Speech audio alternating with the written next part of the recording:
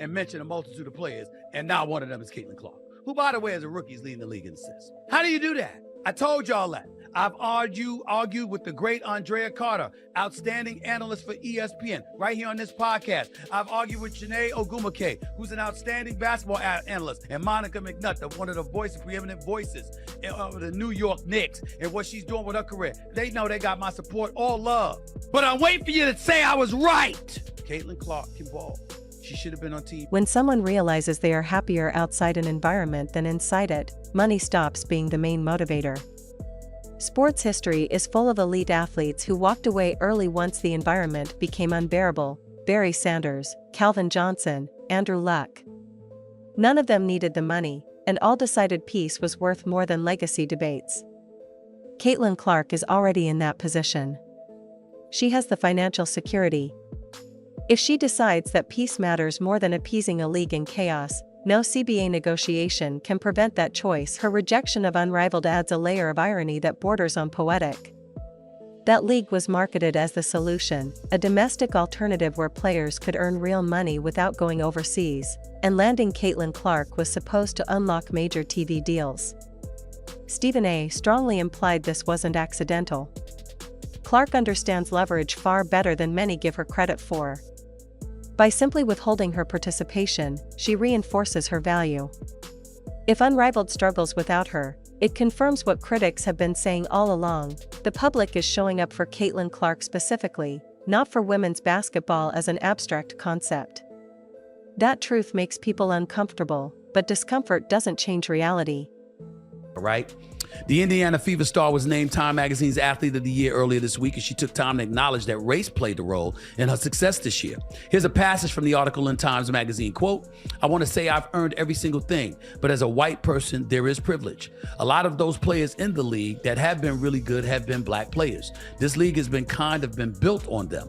The more we can appreciate that, highlight that, talk about that, I think it's very important. I have to continue to try to change that. The more we can elevate black women, that's going to be a beautiful thing." And that timing is what makes the opt-out so unsettling. Why now, at the exact moment when momentum finally felt fragile but real?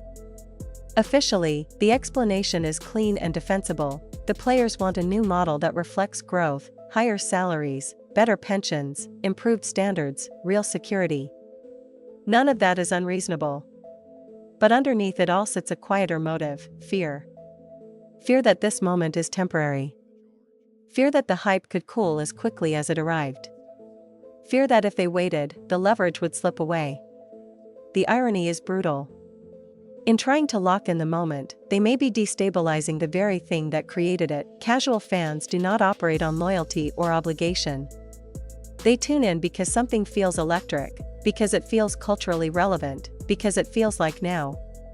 If the league stumbles into a lockout or delays a season, those fans will not organize or boycott in protest.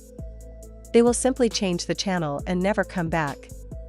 That is the risk the union seems willing to take, and it is a risk built on a misunderstanding of how attention works. Stephen A. made the uncomfortable comparison that no one wanted to hear but everyone understood. Magic and Bird were marketed relentlessly because the league needed them to survive. Competitive balance and philosophical fairness came later, once the NBA was stable enough to afford them. The WNBA is in a similar inflection point, whether people want to admit it or not. Pretending otherwise does not make it less true. Insisting that every player deserves equal shine regardless of impact is not moral clarity, it is business denial. Revenue does not care about intention. It follows attention. And when the union pushes for equal outcomes while refusing to acknowledge who is actually driving growth, it sends a chilling message to sponsors and partners that reality itself is negotiable. Sponsors tend to respond to that message the same way every time, by quietly stepping back. That is the danger here. Not that players want more, but that the strategy ignores the fragile mechanics of momentum.